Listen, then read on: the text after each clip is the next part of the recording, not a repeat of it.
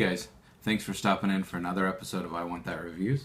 My name's Chris, and today we're going to be taking a look at the Gen 1.5 polymer magazines from Hera Arms. Now you'll recall here a couple weeks ago I brought you a review of their front rail. They also manufacture several other components, including these magazines, and those are the ones we're going to take a look at today. So let's get this guy out of the way here.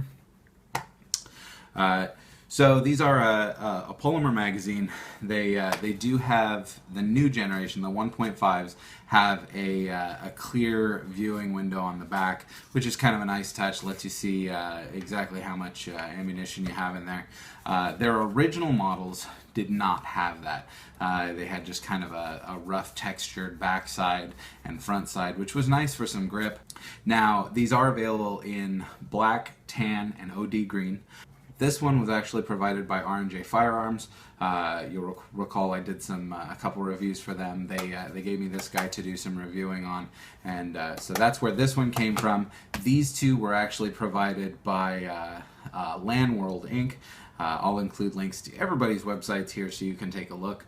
But the big difference here is in the original magazines there was no clear backside. In the new ones there are, and there's also a difference on the bottom.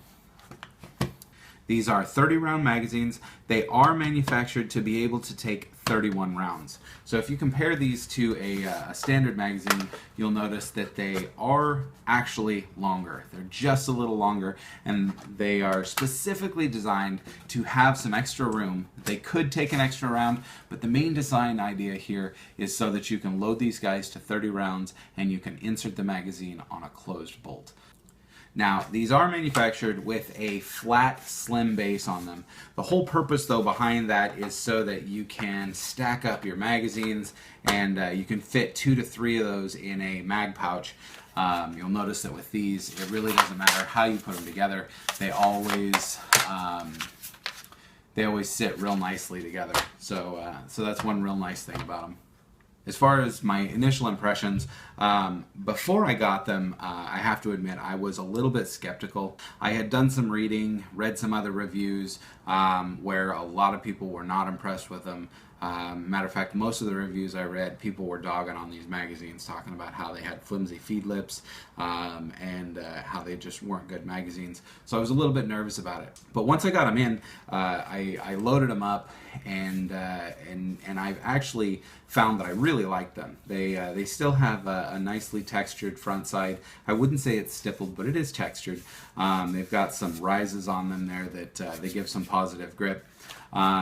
The one thing I did notice right off the bat, though, while I was loading them, is that the top edges of the feed lips were kind of sharp, and they almost felt like they might cut me or something along those lines. So, I mean, I just grabbed a small piece of emery cloth sandpaper and just ran a couple strokes along there. Took that sharp edge off.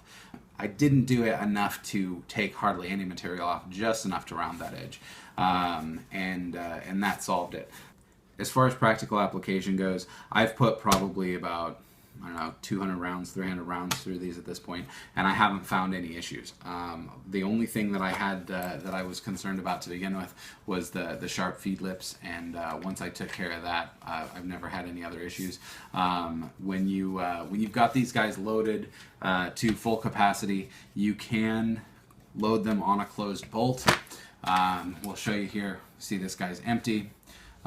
We'll go ahead and close that guy, and then you can see they just load up like that, no problem, and they're not going anywhere unless you pop them out yourself. So that's a real nice touch. I know that a lot of law enforcement likes to be able to insert a magazine on a closed bolt and not have to worry about loading under capacity.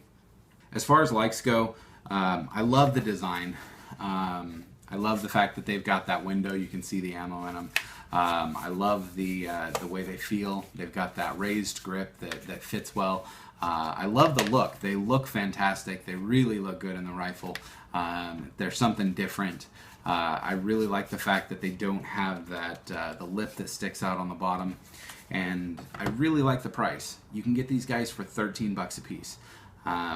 when you're looking at Magpuls, you can find them for that price, but usually you're going to be looking at about 15 to 17 bucks each, and for 13 bucks you really can't go wrong. Dislikes. I didn't like that the feed lips were sharp. That was one thing that kind of turned me off right away. That's something I'm willing to overlook because, like I said, you could probably even take that edge off just by running your fingernail across it a few times. But once I got that edge off of there, it really became a not issue and was something that I haven't really thought about since. Beyond that, I've kind of got nothing. There's not really anything else that I dislike about them. I think they're very well made. They seem sturdy enough. And for the price, you really can't go wrong.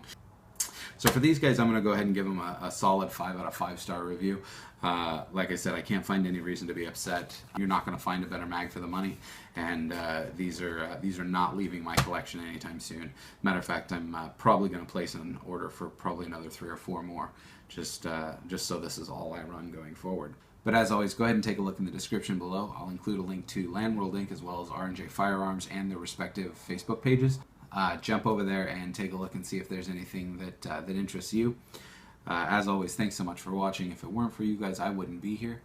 So please do just keep checking back on a weekly basis for more reviews of awesome products just like this one that'll make you say, I want that.